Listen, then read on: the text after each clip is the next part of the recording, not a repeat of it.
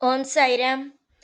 என் அன்பு செல்லமே, என்னுடைய அழகான தங்கமே, உன்னுடைய சந்தோஷத்திற்கும் உன்னுடைய கவலைக்கும் யார் பொறுப்பு? நீ என்னிடம் சொல்வாய், நீதான் சாயி பொறுப்பு. சந்தோஷத்தை கொடுத்தாலும் கவலைகளை கொடுத்தாலும் அனைத்திற்கும் நானே பொறுப்பாவேன். ஏனெனில் உன்னை பார்த்துக்க கூடிய கடமை என்னிடம் மட்டுமே உள்ளது. நிறைய வழிகளை கொடுத்தாலும் அது நான் தான். நிறைய சந்தோஷங்களை கொடுத்தாலும் அதற்கு நான் தான் காரணம். எப்ப பார்த்தாலும் எல்லா விஷயத்திலேயும் நான் தான் உனக்கு மிகப்பெரிய அளவில் பாதுகாப்பாகவும் இருக்க வேண்டும். மிகப்பெரிய அளவில் உறுதுணையாகவும் இருக்க வேண்டும். என் தங்க பிள்ளையே, நீங்கள் எதை நினைத்து வருத்தப்பட்டாலும் சரி, நான் உங்களை அந்த ஒரு விஷயத்திலிருந்து உங்களை நான் மீட்டு எடுப்பேன். நிச்சயமாக உனக்கு இது பிரச்சனை வருகிறது, அனைத்திலும் இருந்து காப்பாற்ற எனக்கு இனி வரும் காலத்திலிருந்தும் உன்னை காப்பாற்ற தெரியும். உன்னை நானே காப்பாற்றுவேன். உன்னுடைய தேவைகள் என்னவென்பது அறிந்து அதற்கு நிச்சயமாக ஒவ்வொன்றிலேயும் உன்னுடைய வாழ்க்கையில் ஒவ்வொன்றையும் அற்புதமாகவும் அழகழகான விஷயங்களையும் உனக்காக என்றுமே நான் செய்து கொடுப்பேன். அமைதியாக நீ இருந்தால் போதும், எதை வேண்டுமானாலும் உன்னால் சாதிக்க முடியும். எந்த விஷயத்தில் வேண்டுமானாலும் உன்னுடைய வாழ்வில் வெல்ல முடியும். நீ யாரை கண்டும் அஞ்ச வேண்டாம். நம் வாழ்க்கையில் இப்படி நடக்குமோ, அப்படி நடக்குமோ, இந்த விஷயம் நடக்குமோ, அந்த விஷயம் நடக்குமோ என்று எந்த ஒரு விஷயத்திலேயும் எந்த ஒரு நொடியிலேயும் நீ எதையும் நினைத்து கவலைப்பட வேண்டாம். எல்லா காலமும் அழகழகான திருப்பங்களும் அழகழகான எல்லா விஷயங்களும் நடந்து கொண்டு தான் இருக்கிறது. என்ன பிரச்சனை வந்தாலும் உனக்கு நான் காப்பேன் என்ற ஒரு தைரியம் மட்டும் மனதுக்குள் உண்டு. அந்த தைரியத்தை மட்டும் ஒரு நாளும் கைவிட்டு விடாதீர்கள். அப்படி நீங்கள் கைவிட்டு விட்டீர்கள் என்றால் உங்களுடைய வாழ்க்கையில் நீங்கள் தான் மிகப்பெரிய அளவுக்கு தவறு செய்கிறீர்கள் என்று அர்த்தம். இன்னும் சற்று நேரத்தில் மிகப்பெரிய அற்புதங்களும் நடக்கத்தான் போகிறது.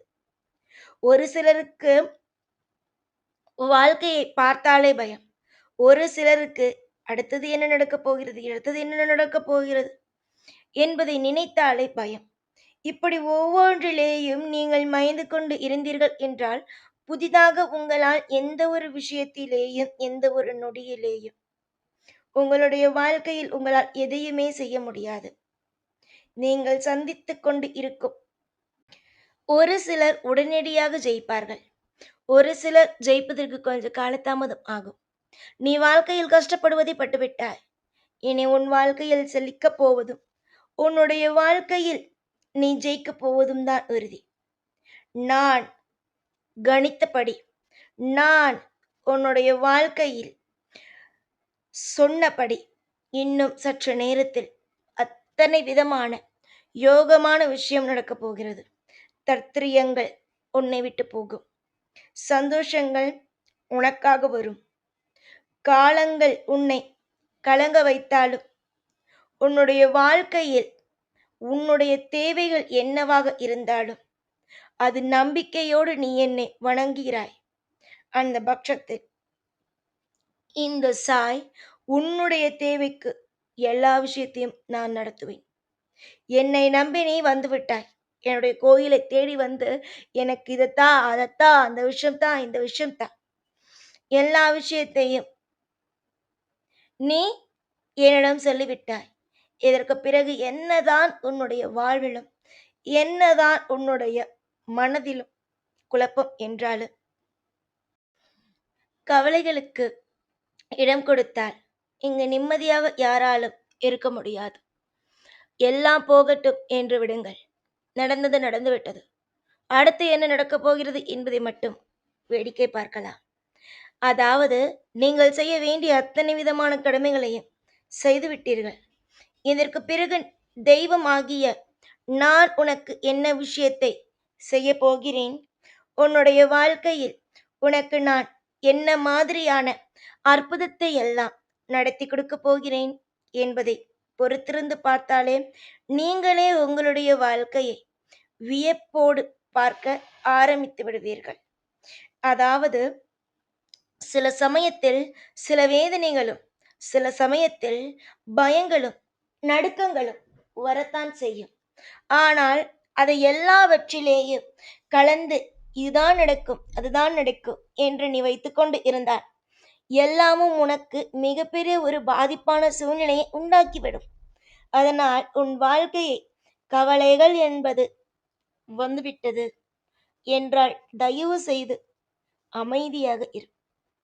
எதையும் போட்டு குழப்பிக் கொள்ள வேண்டாம். நம்பிக்கையோடு மிகப்பெரிய அளவுக்கு ஒரு மாற்றங்களையும் நம்பிக்கைகளையும் நான் தருவேன். எதை நோக்கி நீ ஓடுகிறாய்? என்னை நோக்கி, உன்னுடைய முயற்சியை நோக்கி. உன்னுடைய வாழ்க்கையில் கண்டிப்பாக நாம் ஜெயித்து விடுவோம் என்பதை நோக்கி நீ ஓடுகிறாய்.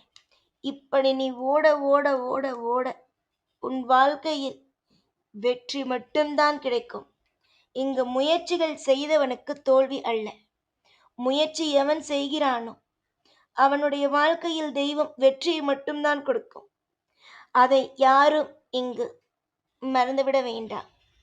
சில பேர் சொல்வார்கள், உன்னுடைய வாழ்க்கையில் இருக்கும் சூழ்நிலைகளை பார்த்து, நீ ஜெயிக்கிற மாதிரி இல்லையே என்று. ஆனால் உனக்கென்ற நேரம் வந்த உடனே நீ ஜெயித்து நிற்பாய். அப்பொழுது அவர்கள் முகத்தை கீழே தொங்க போட்டுக்கொண்டு ஓடுவார்கள். அதுதான் உன் வாழ்க்கையில் நடக்கப் போகிறது. அமைதியோடு இருப்பவன் ஜெயிப்பான். ஆவேசமாக கத்திக்கொண்டு இருப்பவன் ஜெயிக்க மாட்டான். அவன் கத்துவதற்கு மட்டுமே தான் அவன் லாய்க்கு. நீ கத்துவது அல்ல, அமைதியாக இருப்பதுதான் உண்மை.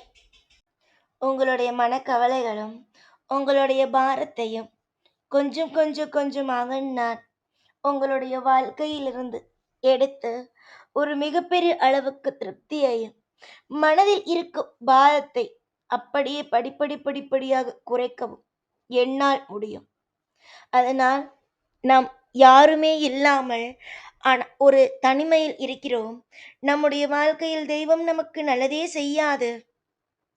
நம்முடைய வாழ்க்கையில் நம் தெய்வம் நமக்கு துரோகத்தை செய்கிறது என்பதை போல குழப்பிக்கொண்டு இல்லாமல் நம்முடைய வாழ்க்கையில் தெய்வம் நமக்கு சிறப்பானதாக தான் அமைத்து கொடுக்கும் என்று நம்பு.